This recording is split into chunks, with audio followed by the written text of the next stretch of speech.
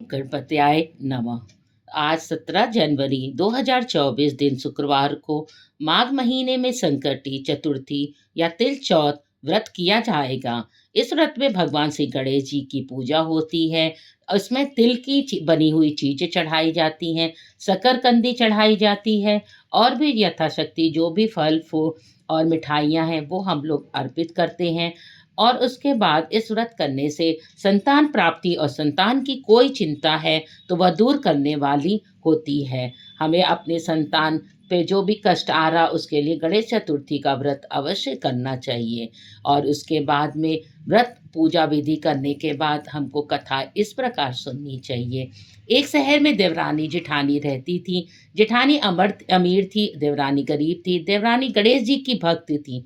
देवरानी का पति जंगल से लकड़ी काट कर बेचता था, अक्सर बीमार रहता था। देवरानी जेठानी के घर का सारा काम करती और बदले में जेठानी बचा हुआ खाना, पुराने कपड़े आदि उसको दे देती थी। इसी से देवरानी का परिवार चल रहा था। माघ महीने में देवरानी ने तिल चौथ का व्रत किया।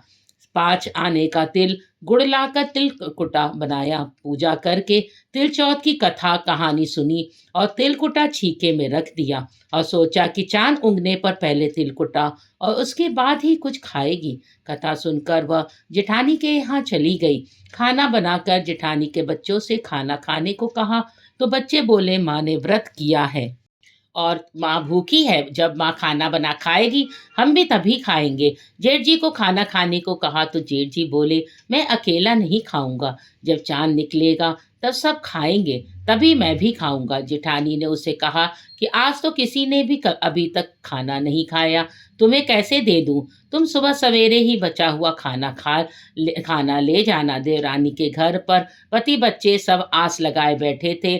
आज तो त्योहार है इसलिए कुछ पकवान आदि खाने को मिलेगा। परंतु जब बच्चों को पता चला कि आज तो रोटी भी नहीं मिलेगी तो बच्चे रोने लगे। उसके पति को भी बहुत गुस्सा आया। कहने लगा सारा दिन काम करके भी 2 रोटी नहीं ला सकती तो काम क्यों करती हो? पति ने गुस्से में आकर पत्नी को कपड़े के धोने से मारा।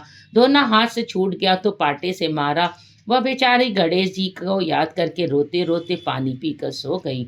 उस दिन गणेश जी की देवरानी के सपने में आए और कहने लगे धोने मारी, पाटे मारी, सो रही है या जाग रही है? वह बोली कुछ सो रही हूँ, कुछ जाग रही हूँ। गणेश जी बोले भूख लगी है, कुछ खाने को दे। देवरानी बोली क्या दूँ? मेरे घर में जो अन्न का एक दाना भी नहीं है। जेठानी बचा खुचा खाना देती थी, आज वह भी नहीं मिला। पूजा का बचा हुआ तिलकुटा छीके में पड़ा है, वही खा लो। तिलकुटा खाने के बाद गणेश जी बोले धोने मारी, पाटे मारी, निमटाओ लगी, कहाँ निपटे? तो वह बोली यह पड़ा घर, या जहाँ इच्छा हो वहाँ निपट लो। वह गणेश जी बच्चे की तरह बोले अब कहाँ पहुँचूं? नींद में मग्न अब देवरानी को बहुत गुस्सा आया और कब से तंग किए जा रहे हो? सो बोली मेरे सर में पोंछो। और कहाँ पोंछेंगे? सुबह जब देवरानी उठी तो वह देखकर हैरान रह गई। पूरा घर हीरे मोती से जगमगा रहा है। सिर पर वहाँ विनायक जी पोंछने पर पोंछनी कर गए थे। वह हीरे के टीके व बिंदी जगमगा रहे थे। उस दिन देवरानी जेठानी यहाँ काम करने नहीं गई। बड़ी देर तक राह देखने के बाद जेठानी ने बच्चों को देवरानी को बुलाने को भेजा। जेठानी ने सोचा कल खाना नहीं दिया इसलिए शायद देवरानी बुरा मान गई है। बच्चे बुलाने गए और बोले चाची चलो, माँ ने बुलाया है, सारा काम पड़ा है। देवरानी ने जवाब दिया अब उसकी जरूरत नहीं है, घर में हम सब भरपूर हैं गणेश जी के आशीष से। बच्चों ने घर आकर माँ को बताया चाची का तो पूरा घर हीरे मोतियों से जगमगा रहा है। जेठानी दौड़ते हुए देवरानी के पास आई और पूछा यह सब कैसे हुआ? देवरानी ने उसके साथ जो हुआ वह सब कह डाला। घर लौटकर जेठानी अपने पति से कहा कि आप मुझे धोने और पाटे से मारो। उसका पति बोला भली मानिस, मैंने कभी तुम पर हाथ भी नहीं उठाया, मैं तुम्हें धोने और पाटे से कैसे मार सकता हूँ? वह नहीं मानी और जिद करने लगी। मजबूरन पति को उसे मारना पड़ा। उसने ढेर सारा घी डालकर चूरमा बनाया और छीके में रख कर सो गई। रात को चौथ विनायक जी सपने में आए, कहने लगे भूख लगी है, मैं क्या खाऊं? जिठानी ने कहा हे गणेश जी महाराज, मेरी देवरानी के यहाँ तो आपने सूखा तिलकुटा खाया था, मैंने तो झटते घी का चूरमा बनाकर आपके लिए छीके में रखा है। फल और मेवे भी रखे हैं, जो चाहे खा लीजिए। बाल स्वरूप गणेश जी बोले, अब निपटे कहाँ? जिठानी बोली, उसके यहाँ तो टूटा फूटा झोपड़ी थी, मेरे यहाँ तो कंचन के महल हैं, जहाँ चाहो निपटो। श्री गणेश जी ने कहा कि पूछा कि अब पोछूं कहाँ? जिठानी बोली, मेरे ललाट पर बड़ी सी बिंदी लगाकर पोछ लो। धन की भूखी जिठानी सुबह बहुत ही जल्दी उठ गई। सोचा हर घर हीरे जवाहरात से भर चुका होगा, पर देखा तो पूरे घर में गंदगी फैली हुई थी। तेज बदबू आ रही थी, उसके सिर पर बहुत ही गंदगी लगी हुई थी। उसने कहा, हे गणेश जी महाराज, यह आपने क्या किया? मुझसे रूठे और देवरानी पर टूटे। जेठानी ने घर की सफाई करने की बहुत ही कोशिश की, परंतु गंदगी और ज्यादा फैलती गई।